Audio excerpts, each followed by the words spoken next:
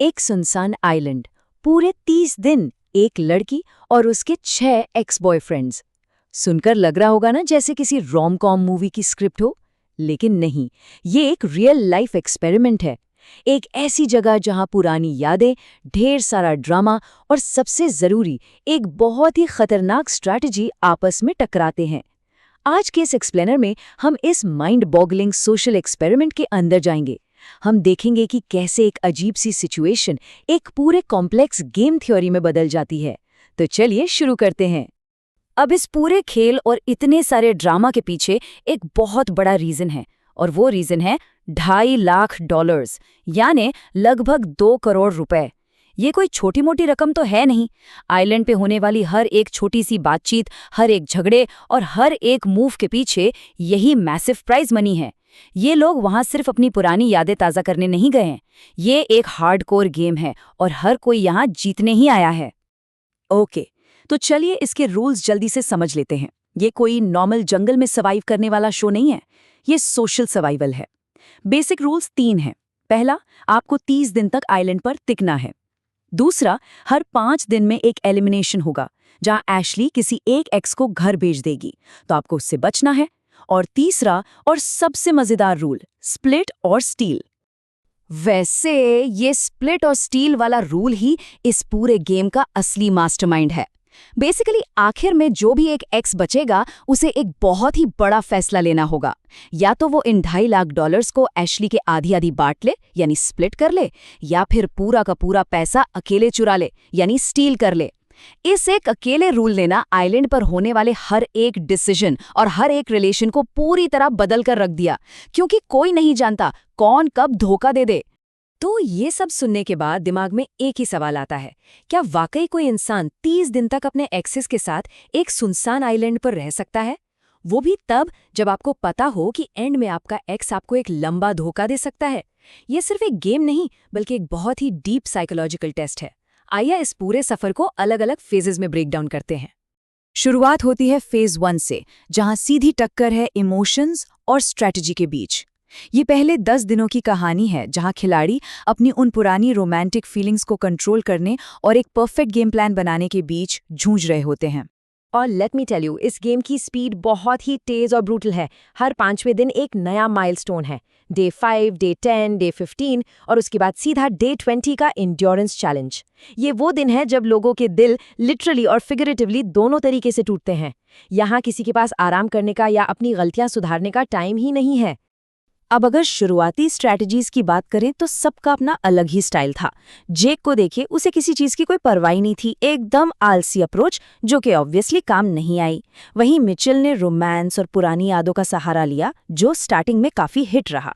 Danny ने camp में एक हार्ड वर्किंग एंटरटेनर की पोजीशन ले ली, और गैरी, वो तो वहां प्योरली एक कंपेटिटर की तरह खेलने आया था। इन सब का नतीजा ये हुआ कि पहले एलिमिनेशन का फैसला बहुत ही आसान बन गया। डे 5 पर जे को बाहर का रास्ता दिखा दिया गया।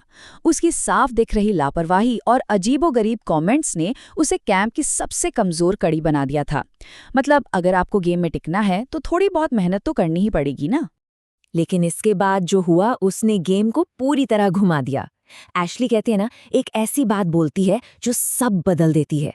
उसने कहा, मुझे अंदर से लगता है कि मिचेल सब कुछ चुरा लेगा। सोचिए, मिचेल कैंप का फेवरेट था, उन दोनों के बीच एक रोमांटिक स्पार्क भी था, लेकिन एशली के दिमाग में वो स्प्लिट और स्टील वाला डर घूम रहा था।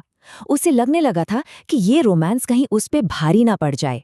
और इसका रिजल्ट डे 10 पर दिख गया। मिचेल एलिमिनेट हो गया। ये सबके लिए एक बहुत बड़ा शॉक था। यहाँ एशली ने दिखा दिया कि उसकी स्ट्रैटेजी उसके इमोशन से कहीं बड़ी है। उसने कैंप के सबसे चहीते इलाके को बाहर कर दिया, क्योंकि जब बात आखिरी प्राइज मनी और फाइनेंशियल सिक्योरिटी की आई तो उसे मिचेल पर बिल्कुल भरोसा नहीं था। गेम बिल्कुल पलट चुका था। अब हम आते हैं फेज 2 पर। 11वें दिन के आसपास अचानक से गेम में एक शिफ्ट आता है। अब सिर्फ मीठी बातों या सोशल प्लानिंग से काम नहीं चलने वाला था। अब बारी थी फिजिकल चैलेंजेस की, और इसने कैंप की पूरी डायनामिक्स हिलाकर रख दी। उसी दौरान डैनी ने एक ऐसी गलती की जो उस पर भारी पड़ सकती थी। उसने कहा, औरतों का दिमाग माइनक्राफ्ट से भी इन्फिनिट टाइम ज्यादा कंफ्यूजिंग होता है। सीरियसली। इस एक बेवकूफ़ी भरे कमेंट से एशली उससे काफी नाराज हो गई। डैनी पर से उसका बचा कुचा भरोसा भी उठने लगा था। तो अब सवाल ये था कि क्या ये सोशल मिस्टेक डैनी को सीधा घर भेज देगी? 15वें दिन का एलिमिनेशन एकदम सर पर था और डैनी की हालत बहुत खराब लग रही थी। कैंप में टेंशन अपने पीक पर थी और सबको यही लग रहा था कि अगला टिकट कटने वाला है तो बस डैनी का। लेकिन तभी एक फिजिकल गेम ने सब कुछ बदल दिया। The ocean puzzle relay. इस ब्रूटल टास्क में दो बिल्कुल अलग स्ट्रैटेजीज देखने को मिली। एक तरफ लोगन था जो पजल पीसेस लाने के लिए पानी में तब तक तैरता रहा जब तक वो पूरी तरह एग्जॉस्ट नहीं हो गया, और दूसरी तरफ डैनी, वो एक्चुअली पजल बनाते वक्त रेस्ट कर रहा था और अपनी एनर्जी बचा रहा था। यहां समझ आता है कि सिर्फ आंख बंद करके मेहनत करने से बेहतर है सही पेसिंग और स्मार्ट वर्क करना। और भाई साहब, रिजल्ट तो एकदम अनएक्सपेक्टेड था। 15वें दिन डैनी ने इम्यूनिटी जीत ली। जी हाँ, भले ही एशली उसे बाहर निकालना चाहती थी, पर अब वो एकदम सेफ था। आयरनी देखिए, जो इंसान अपनी फालतू बातों की वजह से गेम से ऑलमोस्ट निकलने वाला था, वो प्योरली एक थका देने वाला फिजिकल चैलेंज जीतकर सर्वाइव कर गया, और बेचारे लोगन को बिना किसी सोशल गलती के घर जाना पड़ा। और इसके बाद शुरू होता है आखिरी और सबसे मुश्किल दौर, फेज 3। ये वो फेज है जहां आइलैंड की आइसोलेशन और दिमागी थकान इन बचे हुए खिलाड़ियों पर पूरी तरह हावी होने लगती है। मेंटल प्रेशर अब एकदम एक्सट्रीम लेवल पर था। 17वें दिन आते आते सोशल इक्वेशंस बहुत अजीब हो चुके थे। गैरी फिजिकली स्ट्रांग था लेकिन इमोशनली एशली से बहुत दूर था। डेरिक तो कैंप में एकदम अलग थलग ही पड़ गया था। और डानी, वो थोड़ा एनोइंग जरूर था, लेकिन वो अकेला था जो एशली को एंटरटेन कर रहा था। ये काफी डेलिकेट और कॉम्प्लिकेटेड सिचुएशन थी। इस अजीब सी आइसोलेशन को हैंडल करने के लिए सबका तरीका अलग था। एशली इस प्रेशर को झेल नहीं पाई और उसने खुद को सबसे काट कर एक डिप्रेशन होल में बंद कर लिया। डेरिक और गैरी ने थोड़ी समझदारी दिखाई और उसे स्पेस दिया, पर डैनी ने कुछ अलग ही ट्राई किया। उसने अपनी एक्सेंट्रिक अजीबोगरीब कॉमेडी का सहारा लिया, जैसे अपने टॉक्सिक ट्रेट्स को बाहर निकालने वाला योगा, ताकि वो एशली को हंसा सके और कनेक्ट कर सके। उसने वहां खुद को सोली एक एंटरटेनर बना लिया था, और इसकी वजह से एशली के दिमाग में एक जबरदस्त कॉन्फ्लिक्ट शुरू हो गया। उसका सोचना था कि क्या मैं ऐसे इंसान को चुनूं जो आधा पैसा देगा, या फिर ऐसे इंसान को जिसके बारे में मुझे डर रहेगा कि वो पूरे पैसे चुरा लेगा। डैनी उसे हंसा जरूर रहा था, लेकिन क्या वो ट्रस्टवर्दी था? ये एंटरटेनमेंट वर्सेस बिट्रेयल का एक बहुत ही खतरनाक चुनाव था। और तभी आता है इस गेम का सबसे बड़ा और क्रूशियल टर्निंग पॉइंट, डे 20 का Cliff hanger, platform challenge.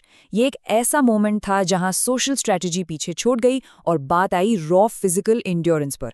Ashley समेत सारे बचे हुए खिलाड़ियों को पानी के ऊपर बने प्लेटफॉर्म्स पर अपना बैलेंस बनाए रखना था। इस चैलेंज का रूल सुनने में बड़ा सिंपल लगता है। जो इंसान सबसे आखिरी तक इस प्लेटफॉर्म पर बिना गिरे टिका रहेगा, वो इस पूरे गेम के लिए एक बहुत बड़ा और डिसाइसिव फैसला लेगा। मतलब अब पावर ना तो इमोशंस के पास थी और ना ही बातों के पास। पावर सीधा उसके पास थी जिसकी फिजिकली सहने की क्षमता सबसे ज्यादा थी। चैलेंज शुरू होते ही एक ऐसा झटका लगता है जिसकी किसी को उम्मीद नहीं थी। सिर्फ 35 सेकंड, हाँ आपने सही सुना, सिर्फ 35 सेकंड के अंदर डेरिक अपना बैलेंस खो बैठता है और सीधा पानी में गिर जाता है। इतने इंपॉर्टेंट पॉइंट पर आके ऐसी सडन हार, किसी ने भी इस बारे में नहीं सोचा था। लेकिन दूसरी तरफ बाकी लोगों का स्टैमिना देखिए। 20 मिनट से ज्यादा हो चुके थे और एशली, डैनी और गैरी बिल्कुल स्टैच्यूज की तरह अपनी जगह पर खड़े थे। ये एक एब्सोल्यूट डेड हीट थी। हर कोई जैसे अपनी आखिरी सांस तक डटे रहने की जिद पकड़कर बैठा था। उनका फोकस सच में माइंड ब्लोइंग था। तो आखिर में बात वहीं आ जाती है, इन सब में से किसके पास वो अल्टीमेट स्ट्रैटेजी है जो एंड तक पहुंचे और उस खौफनाक स्प्लिट और स्टील को फेस करेगी? क्या कोई अपने एक्स को कंप्लीटली धोखा देकर पूरे $2.5 लाख चुरा ले जाएगा, या इस आइलैंड की पूरी जर्नी उन्हें फिर से किसी पर ट्रस्ट करना सिखाएगी? ये गेम थियोरी का एक ऐसा टेस्ट है ना, जो आपको ह्यूमन साइकोलॉजी पर डीप में सोचने को मजबूर कर देता है। वेल, आज के इस एक्सप्लेनर में बस इतना ही। फिर मिलेंगे और नए इनसाइट्स के साथ।